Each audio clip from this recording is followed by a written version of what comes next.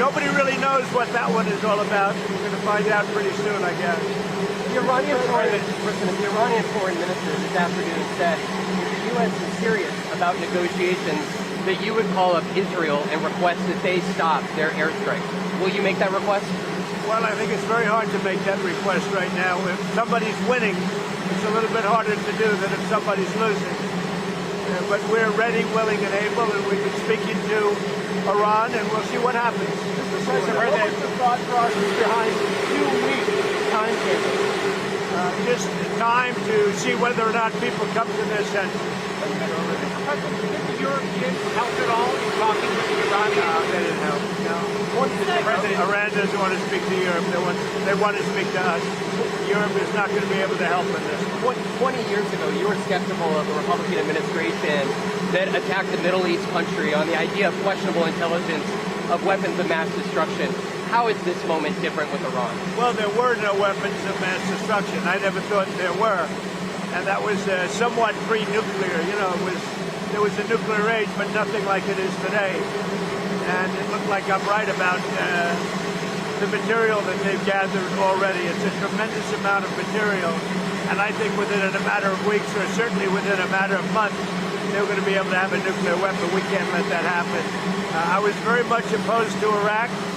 I said it loud and clear, but I was a civilian, but I guess I got a lot of publicity. But I was very much opposed to the Iraq war. And I actually did say, don't go in, don't go in, don't go in. But I said, if you're going to go in, keep the oil. But they didn't do that. What intelligence do you have that Iran is building a nuclear weapon? Your intelligence community has said they have no evidence that they are at this point. Well, then my intelligence community is wrong. Who in the intelligence community said that? The Director of National Intelligence, Tulsi Gabbard. She's wrong. Mr. President, is in any way helping Iran at this moment? We're hearing reports of mysterious planes landing in Iran from China. They say that they're there to take people out, but I can't tell you about that. I get along very well with China. Get along very well with President Xi. I like him. He likes me. We have a very good relationship. We'll see what happens. I can't imagine them getting involved. That you need to make on Iran, whether to strike militarily, is this the biggest decision you will have to make as president?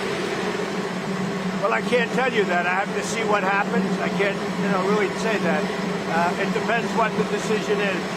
But I wouldn't really be able to tell you that now. I'll tell you in about a year from now, maybe 5 years or 10 years from now. You never know about decisions. You never really know. Sir, would you support a ceasefire while the negotiations happen? I might, depending on the circumstance. Would you, former Congressman Matt It's very hard to stop. I will say this. It's very hard to stop when you look at it. Israel's doing well in terms of war, and I think you would say that Iran is doing less well. It's a little bit hard to get somebody to stop. Liam Gosser was here. Former Congressman Matt Gaetz threw out an interesting idea suggesting that if you were to broker a deal where nuclear inspectors go into both Israel and Iran, that you could win a Nobel Peace Prize, and they might even rename it the Trump Peace Prize. Did you hear those? What do you think of that? Well, they should give me the Nobel Prize for Rwanda, and if you look the Congo, or you could say Serbia, Kosovo, you could say a lot of them. You could say, the big one is India and Pakistan. I should have gotten it 4 or 5 times. I should get it for the I would think the Abraham Accords would be a good one too. But what do you They think won't of that give me a idea? Nobel Peace Prize because they only give it to liberals. But sending inspectors to have nuclear, or would you support Iran being able to have civilian nuclear energy capabilities up to 3.76%? They're sitting on the top of one of the largest piles of oil in the world.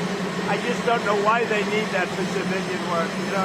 It's one thing for certain countries to say, hey, I want to have a certain amount where I can go nuclear a little bit because we need it for electricity, we need it for air conditioners, etc.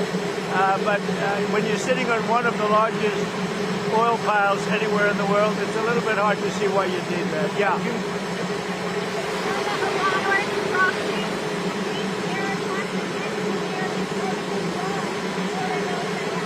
We're always concerned about that, and we have to take them out and be very strong. You're even in danger talking to me right now. Do you know that? You are in danger talking to me right now. So I should probably get out of here. But you guys are actually in danger. Can you believe it? One more on Russia. still your expectation that NATO countries spend 5% of their defense spending? Well, I think they should do that. I don't think we should, but I think they should. We've been supporting NATO so long. In many cases, I believe paying almost 100% the cost. So I don't think we should.